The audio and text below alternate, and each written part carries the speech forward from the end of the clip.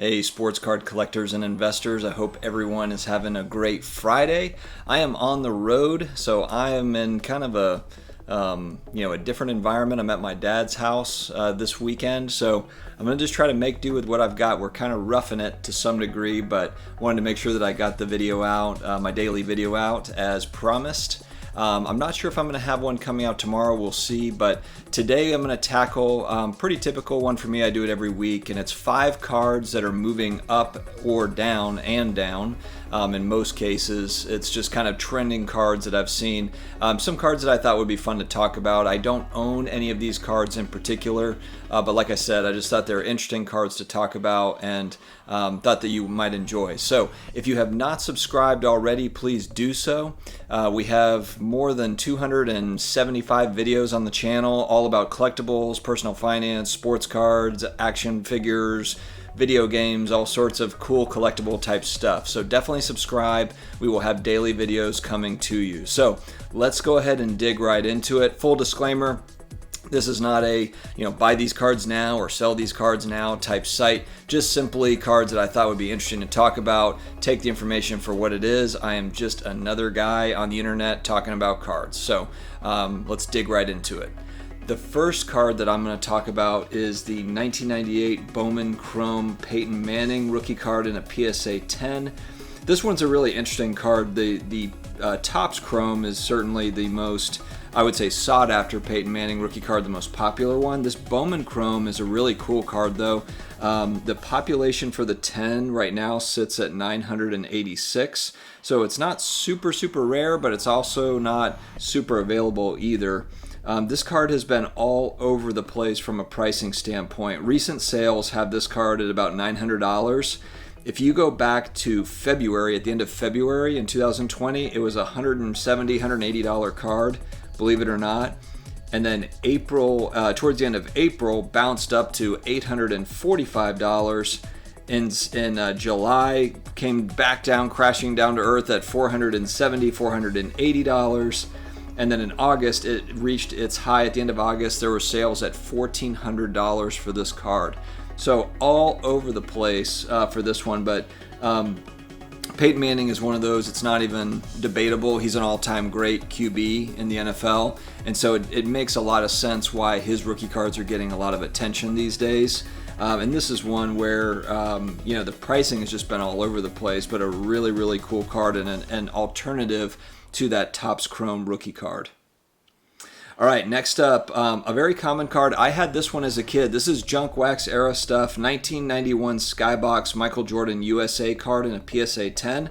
I was surprised to see that the pop was this low, actually. It's $645 for a PSA 10. Now, there are a lot of these cards out there, so then the question comes in, have these not been graded just because it is a very common card and wasn't seen as maybe a card that should have been graded, based on values. I mean, if you look at a PSA 10, if you're looking at historical data going back to 2006, from 2006 to 2019 in a PSA 10, this was a $25 to a $45 card for 13 years.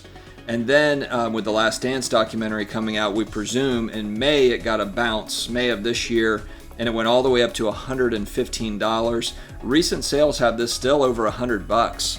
So it's just interesting. This particular card, like I said, for a long period of time, $25, $30, $40 card, and then has just seen a massive growth over the last 5-6 months, and it's held steady. We'll have to see too if that's gonna stay that way or if it's going to head back down in that $50 range, $50 range. Let's revisit Bowl, the guy that had an amazing string of exhibition games, and his cards absolutely went crazy. I wanted to go back to this one just to see, where the pricing is, just with it being off-season NBA, and him just kind of, things kind of settling down a little bit. And let's take a look at his 2019 Prism Silver rookie card in a PSA 10. You've got pop at right about 163, but you have to wonder too how many of those are still sitting at PSA. I have to assume there's quite a few that are at PSA just because of the excitement around this young player. And then people, this was kind of a $5 card, $10 card raw, and I'm sure a lot of people were thinking like, I need to get this off to PSA to get it graded. In the case that maybe I can get a 10, even a 9, you're probably doing great. So this card at a PSA 10, in the middle of July, it's a $200, $215 card. At the end of July, after we got the exhibition news of how he did in the exhibition game, it's a $700 card. Talk about a massive, massive bump. I know a lot of people that were following basketball cards, were watching this and commenting on it. And now it looks like it's come back down to earth to some degree. It's still sitting at around $300 or $400, so it's still double where it was sitting in June, July timeframe. So that'll be, this is a player to watch. This is a young prospect to speculate on. Is he going to continue to make waves, or is he just is he going to get time? Is he going to be sitting on the bench here for a while? He plays on a very talented Nuggets team. It's just a curious prospect. I used to watch his dad, Manute Bol, play, and he is definitely more athletic than Manute Bol. Bol is he's interesting. He's got a nice three ball too. Whereas his dad took threes occasionally, but he did not have as smooth of a shot as Bol. So we'll have to keep an eye on this one and see what happens with young Bol's career. Next, let's talk about some vintage basketball. One that has been very popular, Moses Malone and his rookie card. So the 75 Topps Moses Malone in a PSA 9. Population only 341 for this one, but man, this one has been all over the place price-wise. It now sits at about $1,100.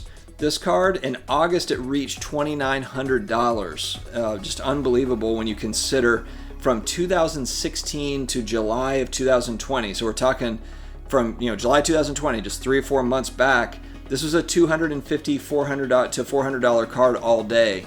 That's where it was selling, and then man, July of this year hit, August hit, and this thing has gone through the roof. So then again, we have to ask, this is vintage, so this is different than these young prospects we've been talking about.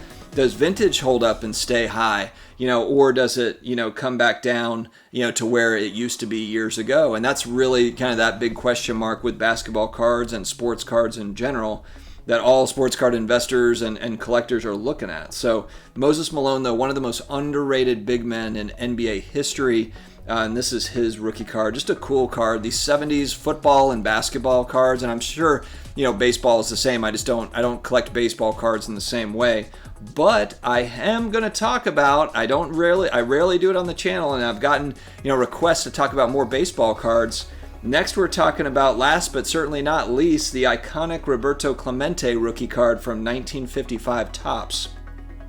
We're going to specifically look at PSA 3. There's lots of different options. And what I've noticed that PSA 3 and 4 have kind of a similar historical graph as far as the price points go. But for PSA 3, the population is right at about 617. Right now, it's a $1,700 card based on recent sales. From 2004 to 2013, so we're talking about a decade, it's a $300 to $500 card.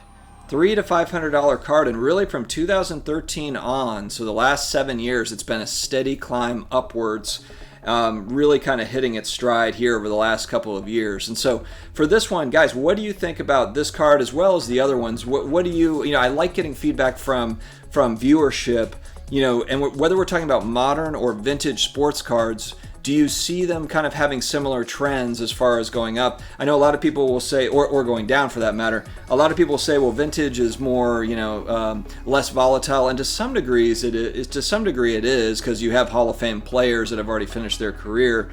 But vintage has seen a lot of volatility as well over the last 12 months, not just modern. So talk to me about what you guys think on this, and these cards in particular. Are any of these players or cards some guys that you are targeting, or cards that you are targeting? I appreciate you joining me, especially as I'm on the road with my makeshift studio, my pop-up studio. Thank you guys, and I will talk to you again soon. Take care.